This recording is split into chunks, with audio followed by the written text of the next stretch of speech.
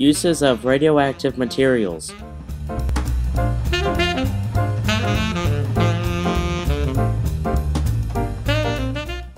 You're going to wonder, why is your brother Eli talking when this is your presentation? I can't talk because I have an ortho appliance that impairs my speech, but I still made this really cool and interesting. You'll see.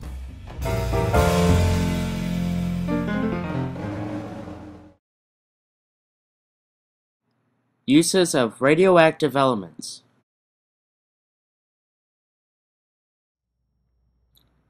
You're probably wondering, what in the world are radioactive elements? Radioactive elements are a particular chemical substance consisting of one type of an atom distinguished by its atomic number, which is the number of protons in its nucleus. Many familiar examples of radioactive elements are carbon, oxygen, aluminum, iron,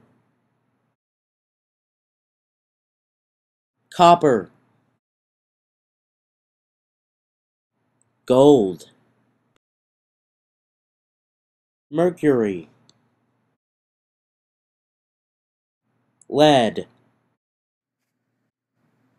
These are all elements you come across on a day-to-day basis. But where might you actually find these elements, or come across a radioactive element? Inside your house. In your house, you have quite a bit of radioactive materials. In fact, you probably have lots of radioactive materials. General household appliances such as smoke detectors is an item in your house that consists of radioactive material. Smoke detectors are devices used to sense presence of fire. These devices activate generally by a steady beam of sound or a flash-like strobe.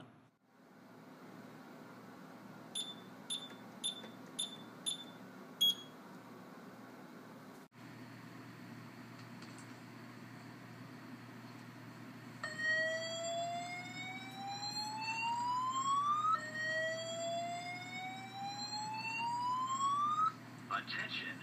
Attention! An emergency has been reported in this building.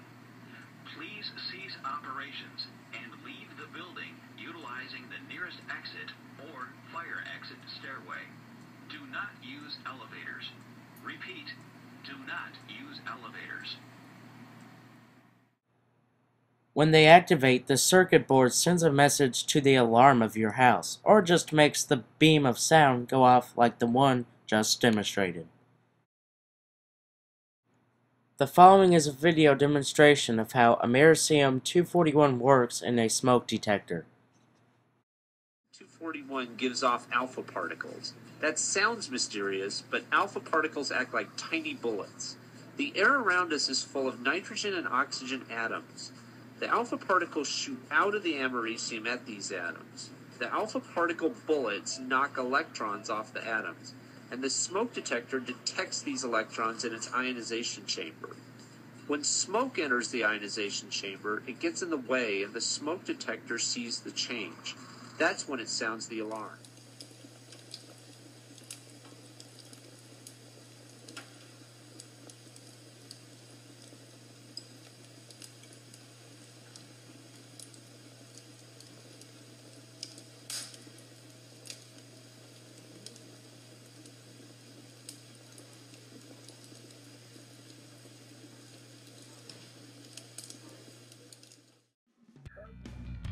Spark plugs. Spark plugs are a device for firing the explosive mixture in an internal combustion engine. You can find these plugs in your lawnmower, your leaf blower, your car, a chainsaw, You know what a spark plug is, where it can be found, but you haven't seen how a spark plug works. Take a look. It forces electricity to arc across a gap, just like a bolt of lightning. The electricity must be at a very high voltage in order to travel across the gap and create a good spark. Voltage at the spark plug can be anywhere from 40,000 to 100,000 volts. The spark plug must have an insulated passageway for this high voltage to travel down to the electrode where it can jump the gap and from there be conducted into the engine block and grounded. These are just some of the machinery around your home that might just have some radioactive material in them.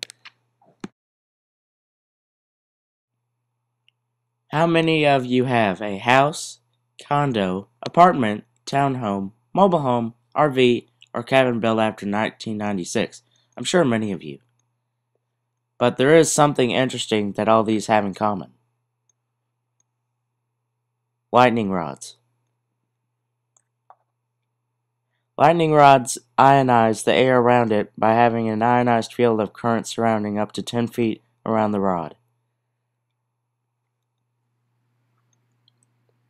Lightning rods work in quite similar to the smoke detectors. The radon atoms in the field surge a current of electricity. They bond and strike the rod. The lightning strikes the rod because of all the currents flowing around the rod. These are just some of the ways you can find radioactive materials around your home. And smoke detectors. And machinery. Lastly, you can find it in lightning rods on the roof of your home if you have them. You might just think about your home, car, alarms, made little differently.